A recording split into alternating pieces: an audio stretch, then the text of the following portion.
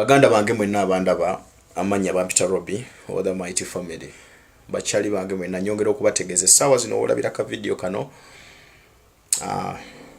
Sammy patana wange ali mu mbeera mbi bamuddusizza mu ddwaliro nga embeera ye mbi nnyo okusingako ne bwe bibadde. So mbadde mbasa mwenna bannayuganda abatwagaliza ebirungi mwenna bachali baffe mwenna nsaba mutusabireko mumusabireko mungere essaala Mukama ataase obulamu kyembasa abaganda bange mwenna. Musibye mutaba mikwano mwenna gye musinzidde okuba nga mutulaba. Mawulire si malungi kigenda mu maaso n'obulamu bwa mukwano gwange muganda waffe Sammy wa Mighty Family si birungi n'akamu n'akeddagala. Olunaku lw'ejjo ndowooza bukeeredde bamuddusizza mu ddwaliro, ndowooza ebifaananyi ebifulumye abadde ali mu ambulance nga bamutwala biwala ttaka. Ekimbe ekyamutuusizza wano buli omu akyakyogerako lulwe, abamu bagamba mbu ayinza okuba yaweebwa obutwa, abalala bagamba ayinza okuba alina obulwadde bwe bulala, naye kyonna kyekiri buli omu mu ssaala ye, musamize, mulokole, mupentekooti, kristaayo, musiraamu, bambi tusabire Sammy wa Mighty Family. Kibi nnyo okulaba comrade okulaba nga baggwawo mu ngeri etategeerekeka, si kirungi. Bino ebyensi biringa bya Man U n'Arsenal. Obeera n'omukyala nga bagira Arsenal nga bagira Man U nere kimenyawo maka, tekisaanyawo bufumbo.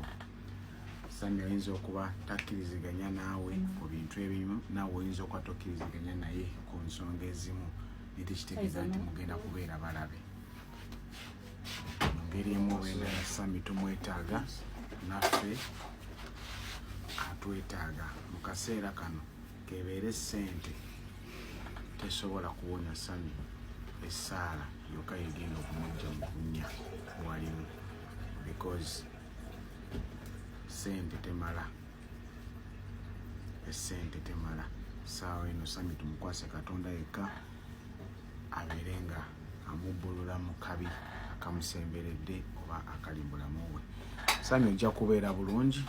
You are very strong, energetic, enthusiastic, hardworking, yes, audible and vocal guy. Nkimanyi bonna obulumbe olw'okumenyaamenya terujja kusobola. One time lujja kutuukayo munda lugambe ono omusajja kagejja lutambule lufulume lugende. Kwagala nnyo muganda wange. I always want to spread positive energy. Tuyombamu oluusi cause tulema okukkiriziganya ku nsonga ezimu oluusi nende kitufuula balabe. No, in ensi ffenna we all live to die. We all have to celebrate the birth and the death, but for now tukwagala oli mulamu kozesa nnyo kyalina emirimu egyokukola. Olina abantu bangi boinspiringa mu lifestyle yo, mu bigambo byo, mu magezi go ne mu bikolwa byo. So tukyakwetaaga muganda wange, essaala yange egenda eri gy'oli muganda wange, yonna gy'oli. I send my sincere prayer to you. May the Almighty give you life. May the Almighty take away the pain. May the Almighty heal the wounds of your bleeding heart. One way or the other, you will come back strong, bigger and better.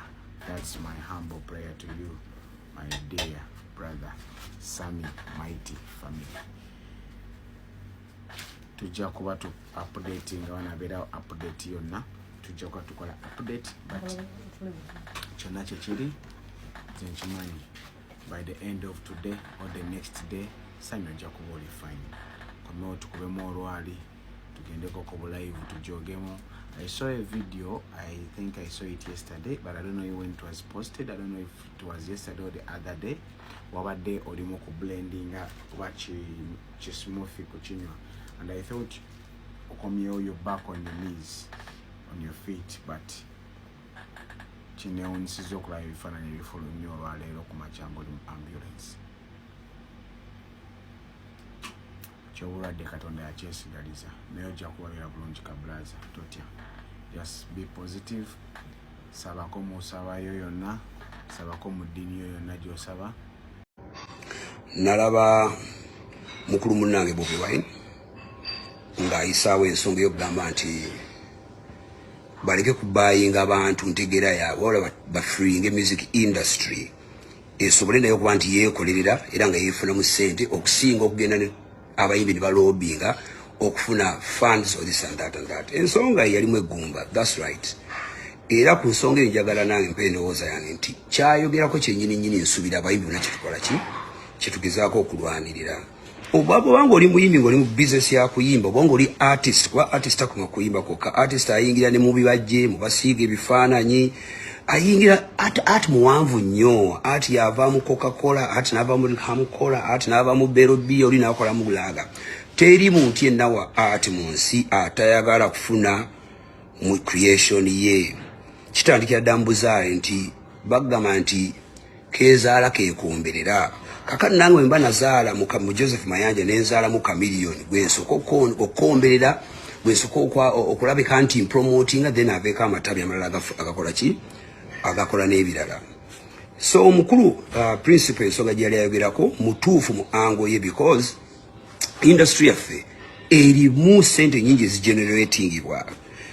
Okitegeera art ali priceless, but at we Uganda chiwanti bafutanze mupekako attention bagenda mubaliriyanga avamo about $9 billion omwaka. Naye $9 billion bozibuuza ziragawa toyina gyokola ki gyoziraba. That's why nti abayimbi batuuka lesinga twatuka mu lockdown omuyimbi n'anoonya n'oli abayimbi oli akanya bijanjalo oli akanya kawunga. Why? Because bantu batunyoma baga ntukola mmere ya lero si bwe kiri. Ne wano wendi wenyini ndi USA mu makaga gange USA no problem. Ne music wange Uganda yali badde nga ina sente za generating ngoba nyimbye oba nga siyimbye ekibayita copyright. Copyright egazi yenfunayo ofuna bulungi. Yes ba signing Dr. Hildaman ekyo kirungi nnyo sina mu yadde kikiwakanya. Wabula kyenjo okwongera ku ekyo tumaze ebbanga mu Uganda nga bintu byonna tujja tubikwasa omuntu omuno bikwasa tubikwasiza gundi tubikwasiza Chameleone tubikwasiza bla bla bla. So nga ate nga n'Oluganda luga nti agali awamu bigaluma ennyama. So si kibi Dr. Hildaman bagenda tuyambako kuteekerwa bali bage mu parliament. Naye naffe tukigenda tugamba mbu olwokuba tulina omugoba w'eryato eryato litanze okubbira mu ffe tutulolo kuba yeyamanya amazzi n'ennyanja. No, buli buyimbi waali kimukakatako okustanding up for their right. Right yo yeki, right yo ye copyright yo bwe bwannannyini bwo kubenga oluyimba lw'olunyuma obanga terukola ki obanga terunyuma. Kaakati bwe nzira ku gundi ya federation nze nja kuwulira straight up ndi mu federation, Uganda National Musicians Federation. Ensonga zange lwaki ndi mu federation ziri 2-3 nyingi so nazimalayo. Esookerwako nti bane entambudde amawanga ndabye music bwatambula mu mawanga amalala. You know, ndabye art bwatambuzibwa mu mawanga amalala. Waliyo federation, for example, kankutwale mu mupiira waliyo FIFA, a federation that is international. Waliyo local Uganda waliyo FUFA. Nayo that is an association, federation. Ne mu boxing wa Uganda bayina boxing federation e Uganda. Federation kwe kunganye birowoozo n'entegera y'abantu bonna abali mu kikole ekyo kimukula mu art ego mutunda ne batula mu box emu. Yes, nafuna complaints oli n'agamba nti kakati Eddie Kenzo teyasoma gundi teyakola ati abakwano bange. Art kyekyobutonde kyozaalibwa nakyo aba art ng'ali mu ggwe okusoma oyongerezaako bukibwongereza. Nesanga abayimbi abali ba complaining bagamba kakati mwalonda Eddie Kenzo mwakola mutya Alien Skin ke wafunye omukisa n'okuba akajji ke UK omanyiga kuweebwa muno kati njagala kukubakama sura passport yo duka kuba kututte weeyiye okyusobula mu bwo ke wafunye omukisa n'oyingira UK nga totaddemu yitira awo onoonye gye balonda obucupa wegatte kubakoola emboga wegatte kubalonda amagi okyusa obulamu bwo. Eno music industry ya Uganda nga bweyimiridde olwaleero olaba bane ba Jeni Luzamba bagirekawo ne bayingira Europe.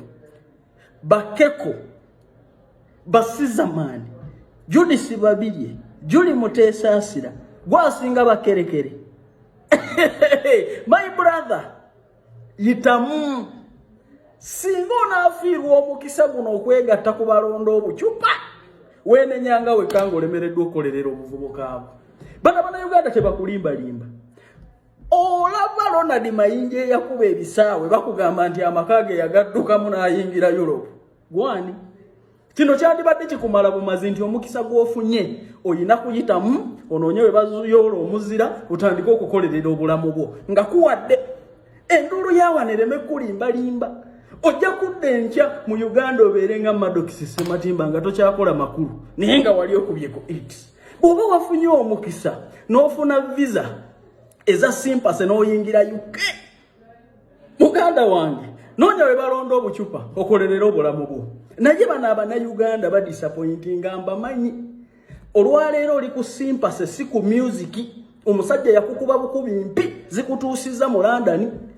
Olemi munoonya kwongera emigere oyingire America oba osukkewo.